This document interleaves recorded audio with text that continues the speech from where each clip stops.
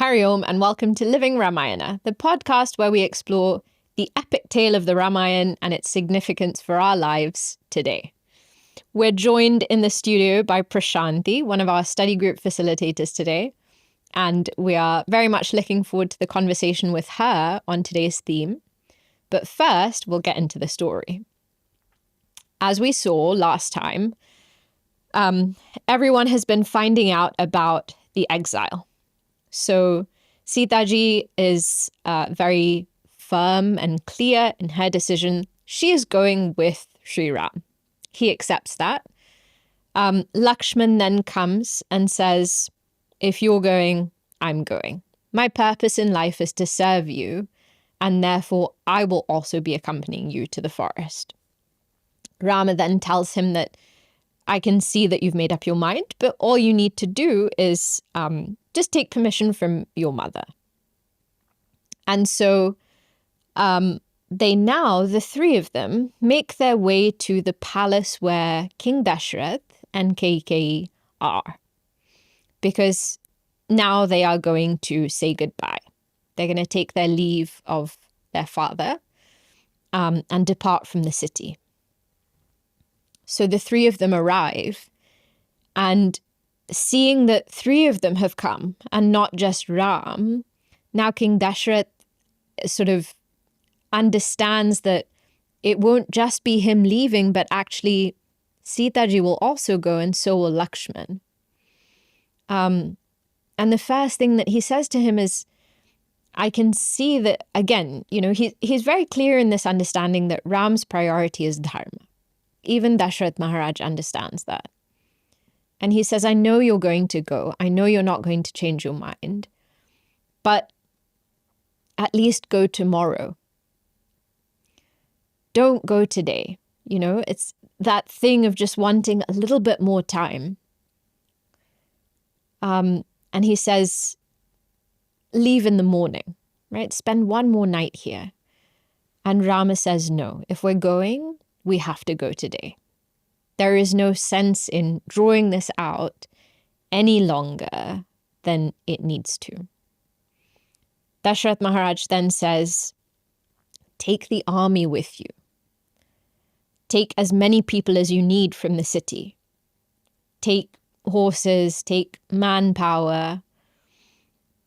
And at that point, Kaikeyi intervenes and she says, this is not what I asked for.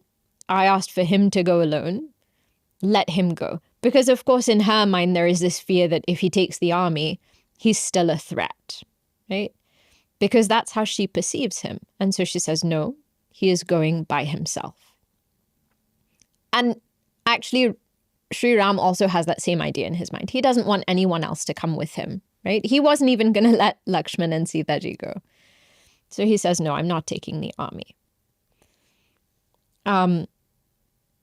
There is then this very sort of emotional part where Kaikeyi says, if you're going to the forest, you can't go dressed like a prince. And it's almost as if, she's trying to strip every last comfort away from him.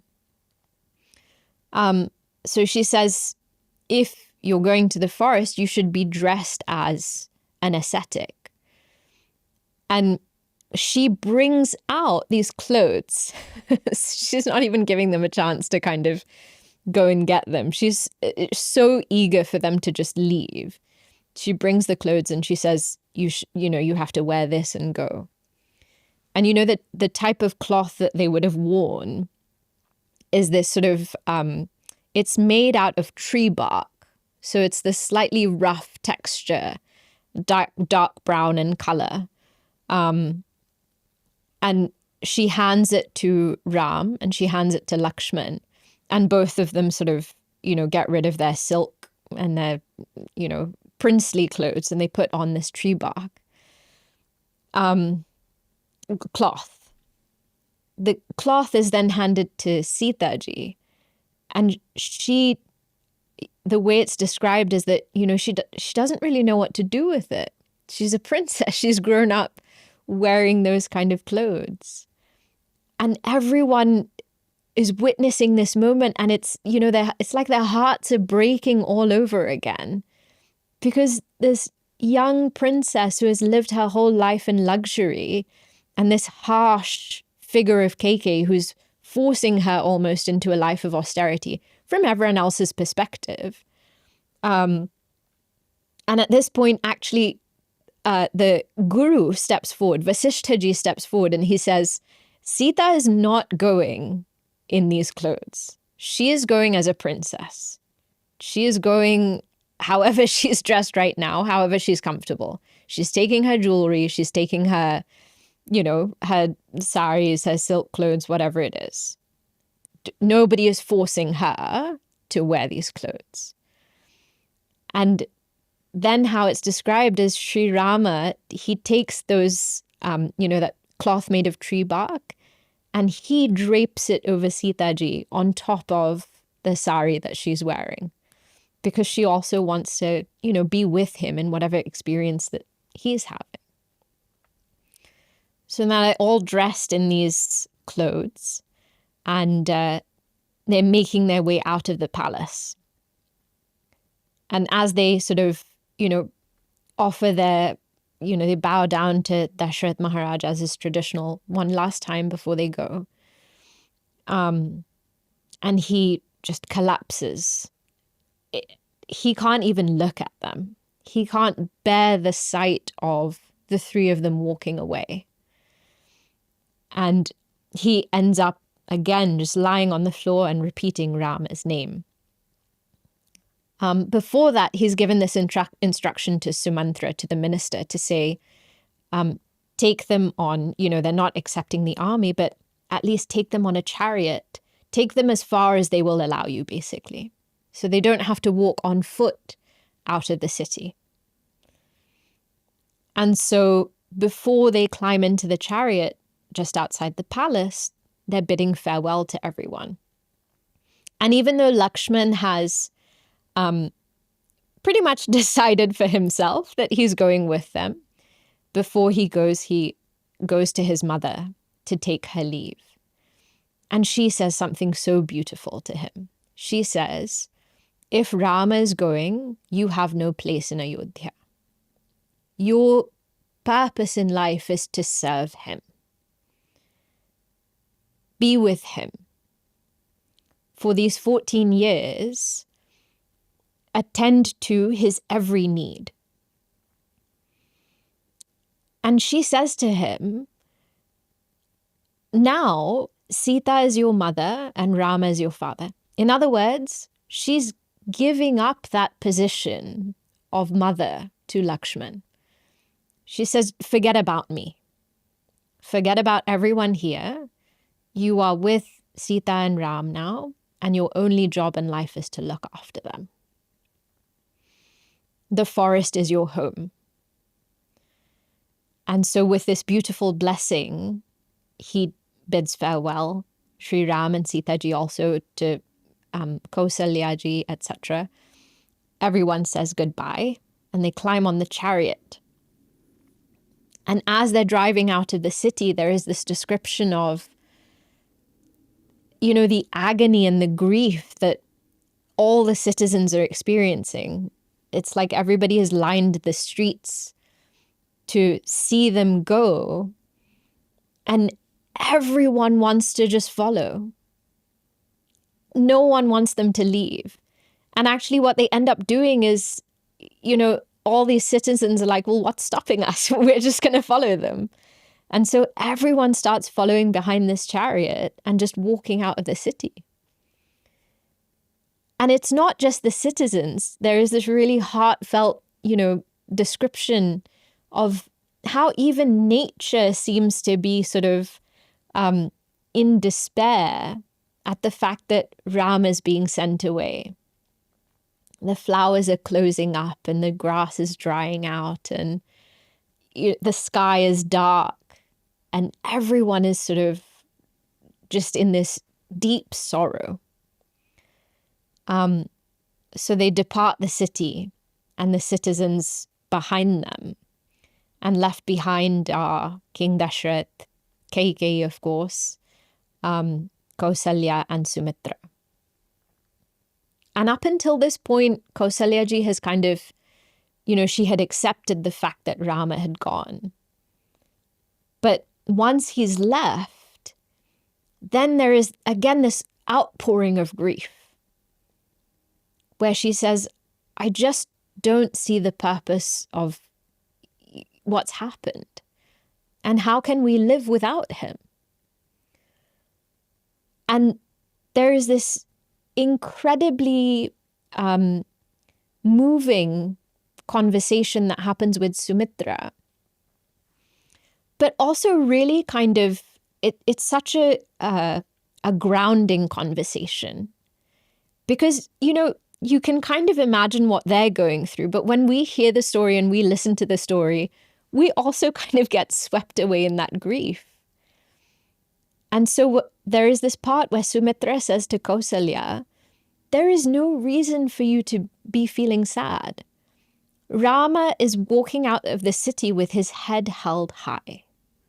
He is doing this because he is living according to his conviction that he has to follow his dharma. You should be proud to have a son like this. There is nothing to feel sad about. So when Sumitra says all of this, Kausalya is reassured, right? That it's not like he's leaving because he's done something wrong. It's not like he's leaving under a cloud of infamy. He is leaving because he's living according to dharma. And so she is reassured, and she is now in a position to support Dashrath Maharaj, who needs her support at this time. And how she offers that, and how the citizens follow Sri Ram out of the city, we will see next time. But for now, a question to think about, particularly when we hear about, the role that Sumitra played here, where she empowered Lakshman to serve Sri Ram, but also empowered Kausalya to lift herself out of this despondency. How do you, or how can you, empower the people around you in your life? What is something that we can do, each of us individually, to help empower the people around us? Something to think about. Prashanti, what do you think? It's a great question. I was thinking about my best friend, Gurudev, and he has this quote, lift yourself up by yourself. But sometimes that's pretty hard to do. We live in a world where we rely on our community, rely on our society, rely on our friends.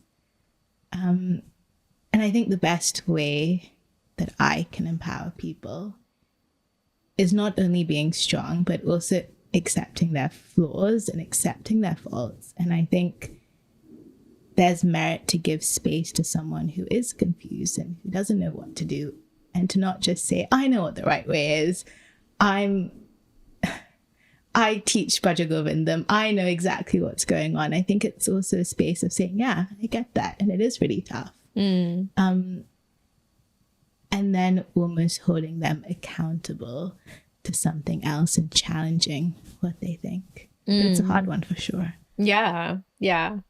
I think that empathy can also be really empowering, right? Like you said, that sometimes it's not about correcting people or telling them what to do or giving them advice. Sometimes it's just listening. Being there for them. And I also feel sometimes when we come from a spiritual background, there's almost this notion where we have all the answers and we have to be perfect. And there's almost this danger of being too positive, that you don't give someone the space to feel what they need to. And it's a process of what Kausalya went through. It was almost her journey too. Yeah, it's such an interesting thing that, there is this kind of association between, maybe it's just spirituality in general, but pursuing a kind of, pursuing self-development and that pressure, whether externally or we put on ourselves to be positive all the time. But actually when we, whether we're looking at the philosophy of Vedanta or just looking at Hindu spirituality, it's not that we don't want to feel those negative emotions or suppress them, because actually that's not healthy, even more at dangerous. all. Right, exactly. But then we also know they're not real and they're mind playing tricks on us. Right. And so I guess it's kind of knowing that and then approaching them from that perspective, then it puts you, I think, in a better position to be able to deal with them, because right, that this is just a passing thought of my mind. But then does it depend on your identity? Because I really feel for Sumitra as a mother. She said to her son almost, let me go, treat Sita as your mother.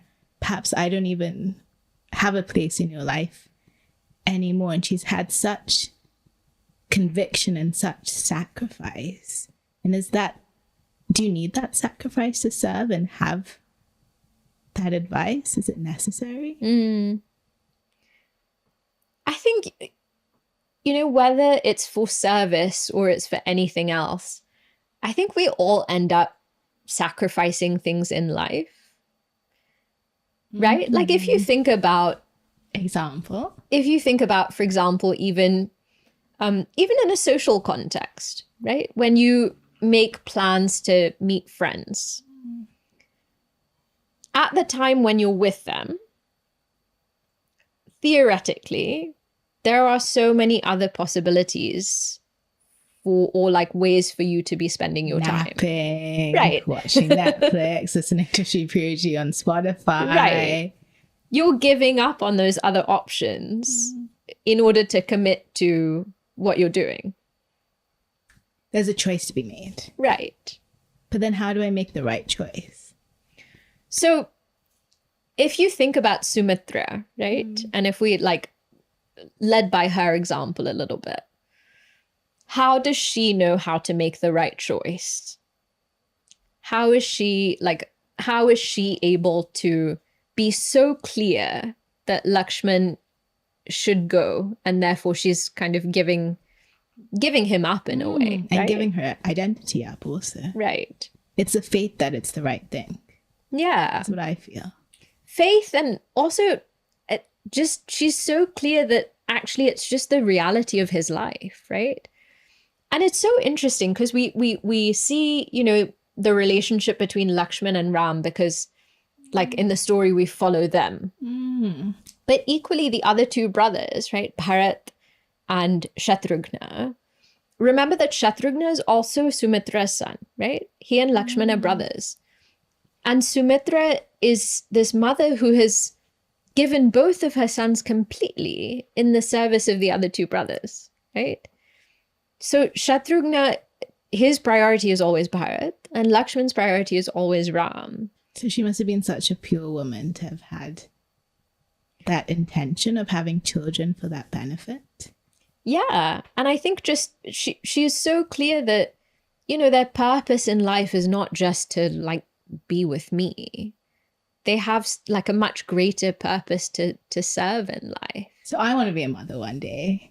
Do I have to go into motherhood, or should I go into motherhood with that feeling of my child is born for someone else or to serve someone else?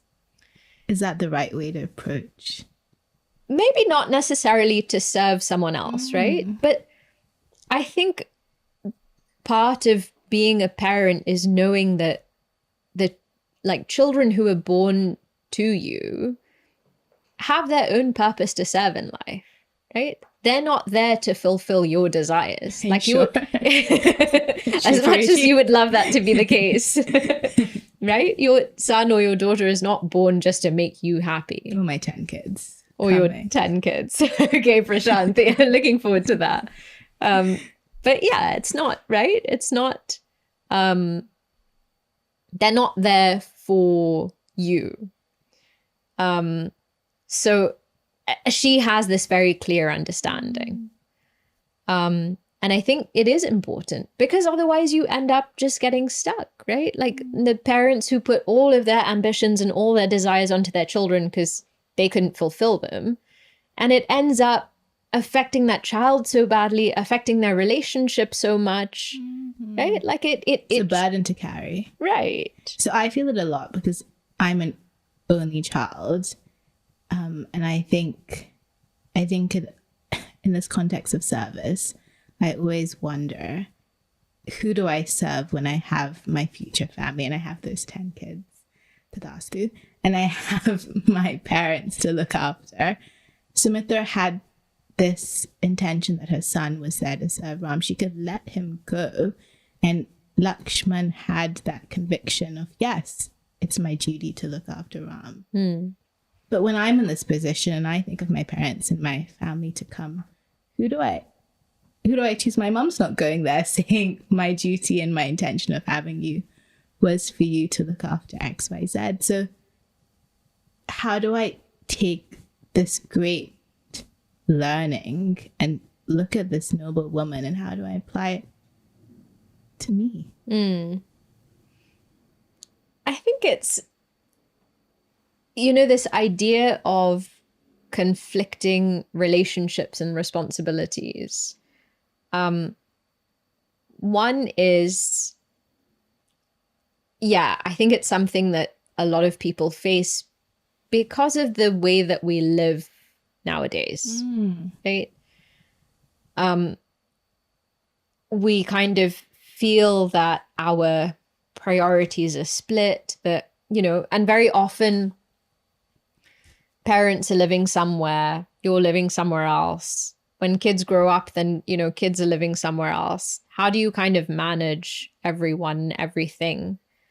And not feel guilty saying no to one. Right. We have to distinguish between our responsibilities to people and what they expect of us.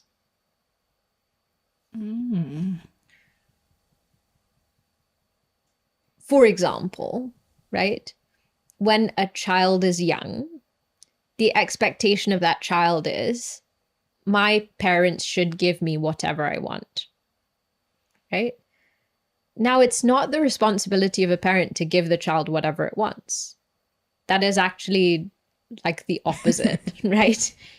Not the opposite, but the responsibility of the parent is to give the child what it needs and what is good for that child and will support its development and, help that child to grow. And until, as children, we have the ability to know what's good for us, in general, we ask for the stuff that's bad for us, right? Most of the time. What did you ask for? She created chocolate. Like ice cream for breakfast, jelly beans for lunch, whatever. It's not the parent's responsibility to give the child just what they want, right? And so we have to be able to tell the difference between the two. And obviously in relationships, especially with the people closest to us, there's so much emotion. And so it's not easy for us to see the difference between what someone wants from me and what's my responsibility to them. And also to say no when they ask for what they want. Right. But that's just something to think about, right? That it may not always be the same thing. I'm going to ask you the question slightly differently because it is something I struggle with, which is when I want to serve and I know service is good and I want to live a life of service. What is the right way to serve when I'm conflicted on the decision to make? For example, with the parents, how do I know? Lakshman was so clear, and I love that he was so clear and he could let everything go and follow Ram. Do I do the same? Is it that clear cut when you choose one way to serve and you just surrender yourself to that? Well, could he have a balance? Could he come back every year and see his mother and look after his mother? Why didn't he almost? Yeah. Why did he forget his mom? I mean, it's not that, he forgot her, but in order to, like, if you look very specifically at that, at the Ramayana, in order to be able to serve in the best possible way for those 14 years, he could not have been like that. If there was any reason for him to still be thinking about home, the quality of the time that he was spending with Ram and Sita would automatically have diminished. Right? Interesting. Because he would have been at almost two places. Right, exactly. So in order for him to be there, he needed to be like fully there, right? Mentally, physically. He didn't feel sorrow. He didn't feel grief. No, he was so happy to be going with, because that's the thing, right? For him, his altar of service was so clear. And the fact that his mother also said to him, go. That is your altar of service, right? And therefore go. There is no doubt here about whether you should stay or, come back and visit right? Just go. Her conviction was so strong. Yeah. Even though people around her also was feeling sorrow and were feeling grief. Yeah. She could hold on to the conviction. Yeah. How did she know that it was the right thing for him to go? Objectively speaking, it was the right thing, right? Think of it this way. Whenever you have the opportunity to serve, and the alternative is to not, then to take that opportunity is always the right thing. Right? We get conflicted because sometimes we think, okay, I can serve in this direction, or I can serve this, or I can serve that, right? Where am I best placed? Almost overstimulated with choice to serve. Whereas for him, and even for Sumitra, it was very clear that that's it, right? And I think this idea, earlier you mentioned sacrifice. This idea of sacrifice is also, we talked about it in terms of like giving up other options. But there is this idea of understanding sacrifice as opposed to compromise, right? You have these two ideas. Yeah. In both, you are giving something up. In sacrifice, how we understand it through like the I guess the Vedantic lens or spirit, whatever. In sacrifice, you are giving up something lower for the sake of something higher. And in compromise, and this is personal compromise, it's not like a compromise between us, right? We are giving up something higher for the sake of something lower, right? And here, higher and lower is objective.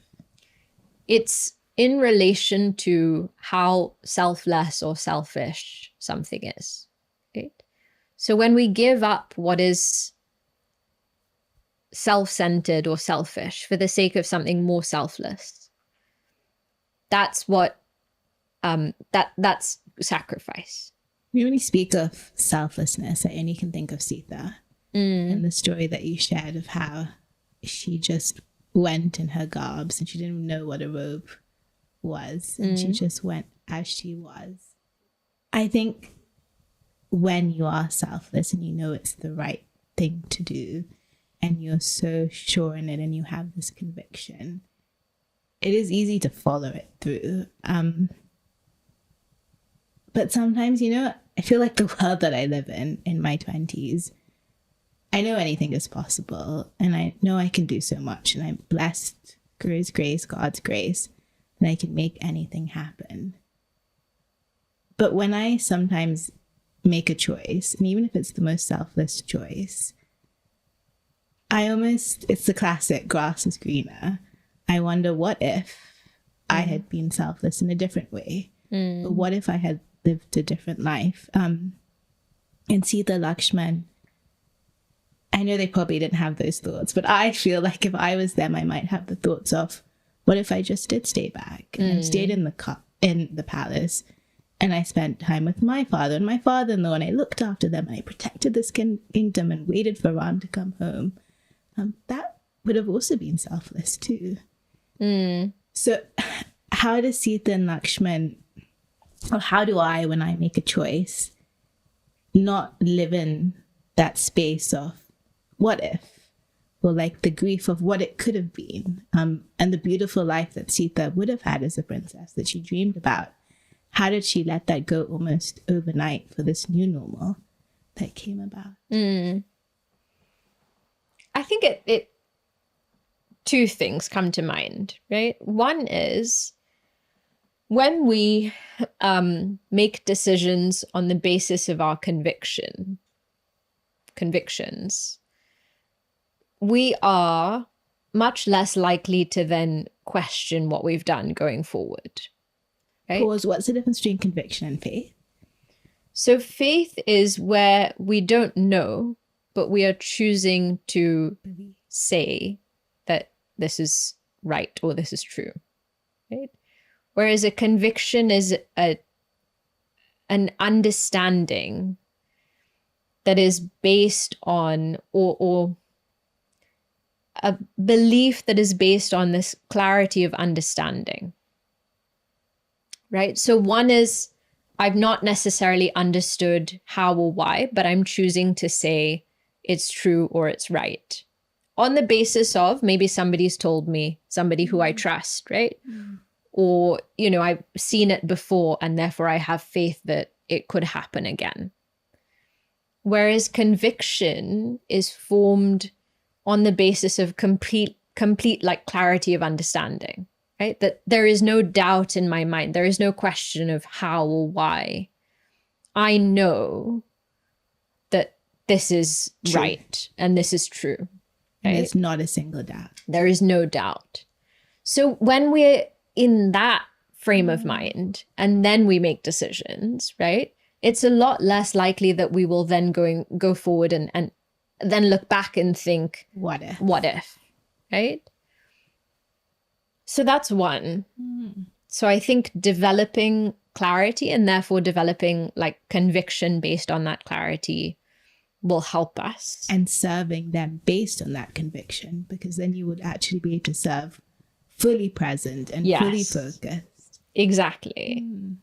But the second thing is also sometimes, even if I have a conviction, right? Sometimes our mind is just so used to particular patterns of thought. For example, a what if thought. Sometimes it just needs a bit of like discipline and course correction. For me to just basically say, if this is not a helpful question, I'm not going to entertain it. Right? You have to be so disciplined. That's the price to pay. But is service really that important? Well, with service or with anything, right? Because for any decision that we make, whether it's for service or to do anything, it's possible that that question will come up. But it's just kind of looking at, well, is this actually is it going to serve me in any way to keep asking this question? Is it going to make me more productive? Or is it just going to kind of, slow me down? I think we do it to protect ourselves. I think we feel that we have to be perfect. We have this need that we have to make the right decision in every single moment.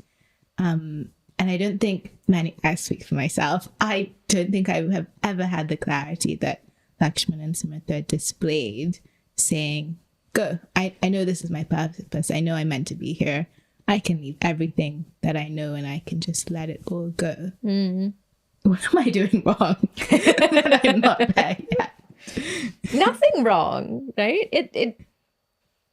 The thing that we come to realize when we read examples like this, right? Or when we read the Ramayana, one, this is the ideal.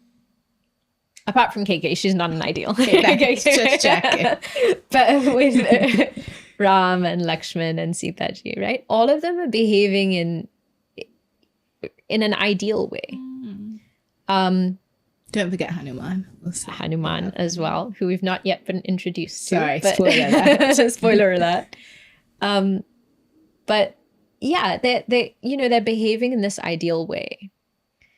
And also bear in mind that their understanding of dharma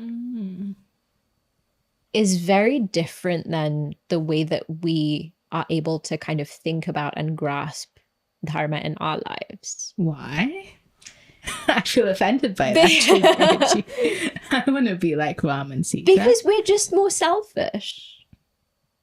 Because we've been taught like this, or we have to be selfish? It's just the way that we've evolved, right? It's just the way that our minds are, the way that society has evolved, almost out of necessity, whether it's necessity or it's just happened that way. We're kind of more tuned to our own needs. Yeah, right? We're more tuned to our own needs, but also our own desires. But playing devil's advocate, if Sumitra had a child that she wanted to serve Ram, that was also maybe a selfish intention, and Lakshman going fulfilled that. Was she then, could we say that she was... So if you think about what would have made it selfish, right? If she had thought, I will have a child who will serve Ram, and when he serves Ram, I'll get famous and everyone will know me and I'll get rewarded and everyone will respect me, then it's a selfish desire, right? Whereas if she's thinking, I will have a child to serve Ram so that Ram's life becomes easier, and so that this child learns how to love Ram and have an ideal in life, then that's a selfless desire, right?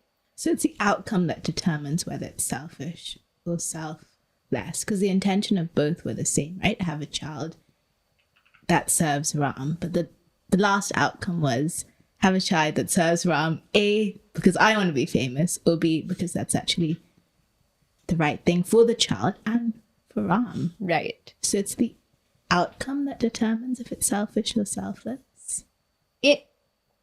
It's still the intention, right? Explain. It's still that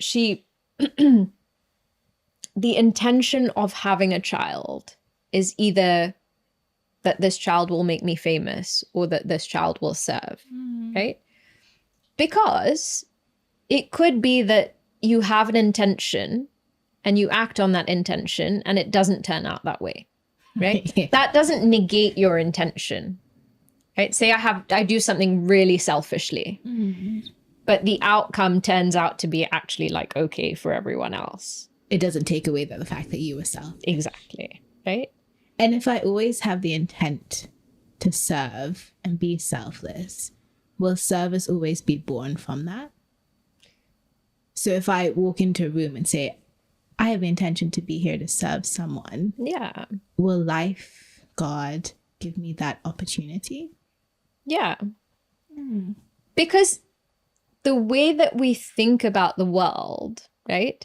One way of looking at it is if I have that intention, then that's what will manifest for me. Because that's how we experience the world, right? Like you experience the world how you see it. And so if I'm seeing the world with this intention of serving, I will find opportunities to serve, right? Because that's just the way that I am viewing situations. But it might not always be comfortable and easy. You might be exiled to the forest for 14 years, but that's still service. Yeah. Service doesn't always mean nice packaging. Yeah. I'm curious about that, about the manifesting. So if I go into any situation with a certain intention, will it always be born? For example, let's take love, Ram and Sita. If I want a beautiful, loving relationship, will it always come true? It's not just about wanting it, right? It's about my effort to make that desire a reality. So it's more than just intention. It is allowing that intention to guide the way that I live, right? Sometimes we have to kind of reinforce that intention to ourselves. How would we do that? Well, whether it's through like an affirmation or, just gaining clarity around what we want. But just saying something, the power of it is in the quality or the kind of strength of the mind that is holding that intention. And when it's done with like single pointedness, right? And with purity also of intention, we start behaving in such a way as to make it a reality. So how you perceive yourself and how strong your equipments are, your mind, your intellect, you create your reality around you. Yeah, you can, right? So then why did Ram just, with his pure heart and pure intention, say, I'll stay here? Because he knew there was a purpose to be served. And this is the thing, right? And this we've kind of been talking about in a couple of other episodes, and we'll wrap up, but this will just, as a concluding thought, because he was so clear that the dharma is the priority, therefore there was no kind of resistance to whatever had happened, because he saw that... He accepted. Right. He accepted, and he saw that actually this is how things have to happen. And it's in this role that I'm occupying, it's my responsibility to fulfill my father's promise. And so I will do that. Even if that means saying no to him, even if he wants me to stay one more night, I still say no to him because I'm honoring... Because I'm honoring his promise. Right. Sitaji is so clear about her role and her responsibility. Lakshman is crystal clear. Sumitra is crystal clear. Right. And in that way, then service also becomes easy when we know, I think, whom we're serving or what we're serving. And why. And why. Exactly. So for a 20-year-old, I know we're wrapping up. Yes. What piece of advice can you give to someone who wants to live their life in service? Is there an affirmation I can say? Is there an intention I can hold? What can you bless me and other people perhaps listening to this who want to live such a life? Service doesn't have to be limited to anything in particular, right? We come across so many different people every day. We experience so many different situations. And every person we meet, every situation we come into can be an opportunity for us to offer something to the other person, right? What service? It is seeing someone with respect and thinking, what can I offer this person, right? Out of my reverence for that life. I know I have so much to give. Right. We all have something to give, right? And it could be time, it could be our knowledge, it could be empathy, it could be a listening ear, it could be... As we said at the beginning. Right. Just being there. It could be anything, right? But service is, and this is so clear, the ideal of service is that I'm not looking at this person or these people or this, environment as something less than me, and therefore thinking I can make this better. Or thinking I want to take whatever I want, like Matabi. Exactly. Like, I'll take anything I want from this. Like if you look at Lakshman's attitude to Ram with absolute reverence, and he's just thinking, like my only... Reverence or like love? It was both, pure, right? Yeah. And so that's what then allows us to serve. I love that. So what can I give the other person? Yeah. Thanks, Prashanti. Thanks, Shripriya. It was lovely having you on. Thanks for having me on. See you all in the next episode. Hari Om. Hari Om. Thank you for listening to this episode of Living Ramayana. To stay updated on Chinmaya Mission UK's activities, visit our website chinmayauk.org and follow us on social media. Subscribe to this podcast and join us for the next episode. Hari Om.